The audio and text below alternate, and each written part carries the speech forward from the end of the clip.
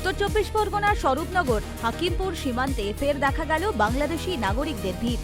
বাক্স, কম্বল, লোটা সহ একাধিক প্রয়োজনীয় জিনিসপত্র নিয়ে শতাধিক মানুষ সীমান্ত এলাকায় এসে জমায়েত হচ্ছেন।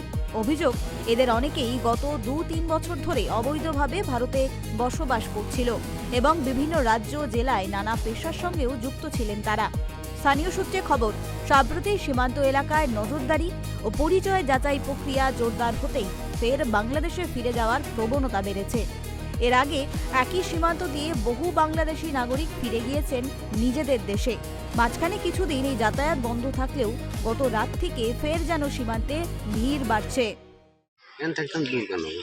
দুর্গানগর কি কাজ করতেন এখানে? ওই রঙের কাজ করতাম, জঙ্গল সাফ করার কাজ করতাম। কত বছর আগে আসছিলেন? এই ধরো 1 বছর হয়ে গেছে। 1 বছর আগে আসছিলেন, তা এখন ফিরে যাচ্ছেন কেন? এখন ফিরে যাচ্ছি, ওই সরকার আর কি বলছে, দেশের মানুষ দেশে চলে যাও। মোল্লাডাঙ্গা। এদিকে কোথায় থাকতেন? কি কাজ করতে? বাসন মাজা কাজ করতে। বাসন মাজা কাজ করতেন। আর কতদিন আগে আসছিলেন? 2-3 মাস। 2-3 মাস আগে? হ্যাঁ, ওরকম 1-1.5 বছর হয়েছে। বাসন মাজা যাত্রা কোন বর্ডার দিয়ে আসছিলেন? ওটা মনে নেই। হ্যাঁ, কি নাম কি আপনার? দিদি। না, এখন এখানে আসছেন কি উদ্দেশ্যে? কি এখন স্যার আমাদের থাকতে দিচ্ছে না, আমরা চলে এসেছি। আচ্ছা, কি বাংলাদেশে চলে যাবেন? বিএসএফ এর কাছে স্যালেন্ডার করতে আসছেন? লিভার কি কত বছর আগে গিয়েছিলে? বেশি না, 5-6 বছর আগে। কোনো কাগজপত্র আছে? নেই না? এখন কি বাংলাদেশে ফিরে যাবে? বর্তমানে সীমান্তে ভিড় জমানো ব্যক্তিদের নাম নথিভুক্ত করছে পুলিশ। পাশাপাশি তারা আদৌ কি বাংলাদেশি নাগরিক নাকি কোনো গুপ্তচর, তাদের কাছে বৈধ বাংলাদেশি নথি রয়েছে কিনা সমস্তটাই খতিয়ে দেখা হচ্ছে। প্রত্যেকটি বিষয় সম্পূর্ণ হওয়ার পর বিএসএফ এর অনুমতি মিললেই তাদের বাংলাদেশে পাঠানো হবে, অর্থাৎ পুশ ব্যাক করা হবে। আমি এই মুহূর্তে দাঁড়িয়ে আছি ভারত বাংলাদেশ সীমান্ত অর্থাৎ স্বরূপনগর হাকিমপুর চেকপোস্টে। সেখানে যে ছবি উঠে আসছে, গতকাল রাত্রেবেলা প্রায় সকালে যেটা দেখা গেল, শতাধিকের মতো বাংলাদেশি অনুপ্রবেশকারী তারা এখানে জড়ো হয়েছে এবং তার পাশাপাশি বেলা যত বাড়ছে তত বাংলাদেশিরা আসতে শুরু করেছে। সেই সংখ্যাটা ইতিমধ্যে দাঁড়িয়েছে প্রায় 250-র মতো। ইতিমধ্যে বেশ কিছুক্ষণ আগে কিন্তু বেশ কিছু বাংলাদেশিকে এই বিএসএফ সীমান্ত দিয়ে তারা গাড়ি করে পার করে দিয়েছে। বেশ কিছু প্রায় 150-র মতো মানুষ এখানে এখনও উপস্থিত আছে। তাদেরকে ধাপে ধাপে অর্থাৎ স্টেপ বাই স্টেপ কিন্তু তাদেরকে পার করা হবে। এবং দেখো, বাংলা বিএসএফ এবং বাংলাদেশের বিডিআর যৌথ উদ্যোগে কথোপকথনের মধ্য দিয়ে তাদের প্রকৃত নথিপত্র যাচাই করে এবং যে বাংলাদেশের নথিপত্র ছিল সেগুলো যাচাই করছে। অন্যদিকে তাদের কাছে যে বেডিংগুলো আছে অর্থাৎ বাক্স, সুটকেস যেগুলো আছে সেগুলো পরীক্ষা করা হচ্ছে, তল্লাশি করা হচ্ছে। কোনো বৈধ জিনিস বা অবৈধ জিনিস কি আছে সেগুলো তল্লাশি করা হচ্ছে।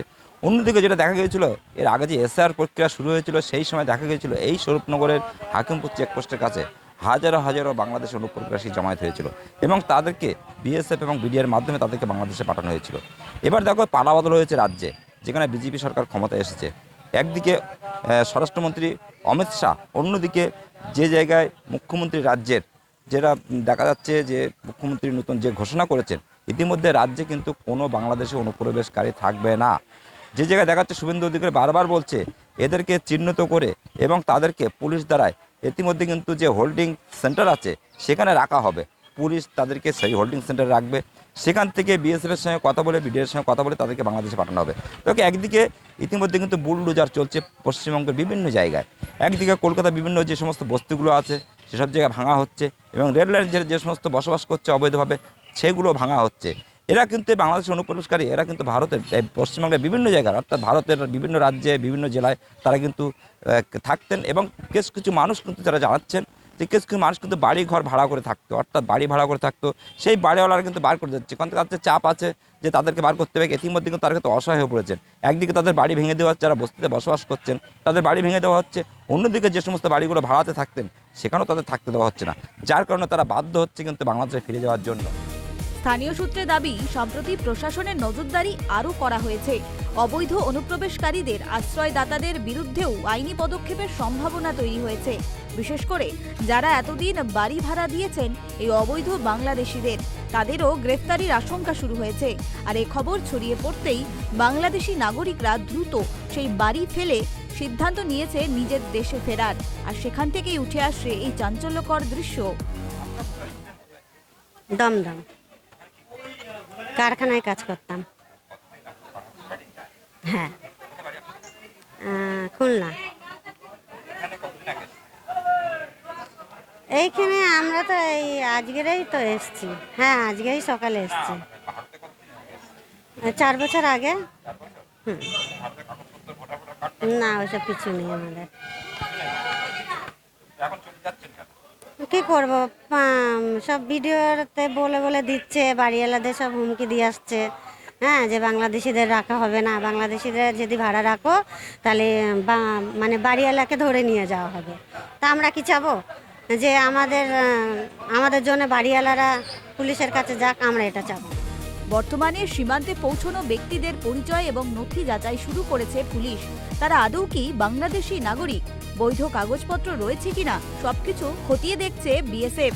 এরপরই অনুমতি সাপেক্ষে আইনি প্রক্রিয়ায় তাদের বাংলাদেশে ফেরত পাঠানো হবে বলে প্রশাসন সূত্রে জানা গিয়েছে। এই প্রশ্ন হচ্ছে, তাহলে কি বাংলাদেশিরা ভারতীয় নথিপত্র তৈরি করেছিলেন?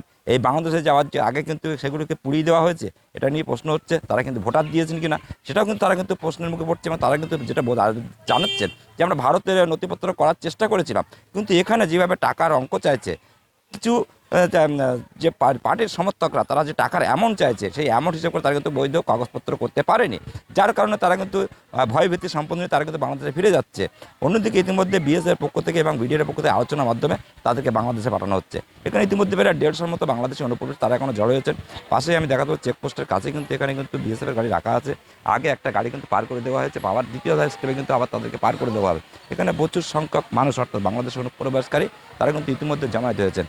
এখন শুভেন্দু অধিকারী বারবার হুঁশিয়ারি দিচ্ছেন যে বাংলাদেশের অনুপ্রবেশকারী কাউকে ভারতে, অর্থাৎ পশ্চিমবাংলা সহ ভারতে কোনো জায়গায় হবে না। একদিকে অমিত শাহ, অন্যদিকে কিন্তু রাজ্যের মুখ্যমন্ত্রী তিনি কিন্তু শুভেন্দু অধিকারী তিনিও বারবার এই কথা বলছেন। সেই ভয়ভীতি নিয়ে কিন্তু তারা কিন্তু বাংলাদেশে যাওয়ার জন্য ব্যস্ত হয়ে পড়েছেন।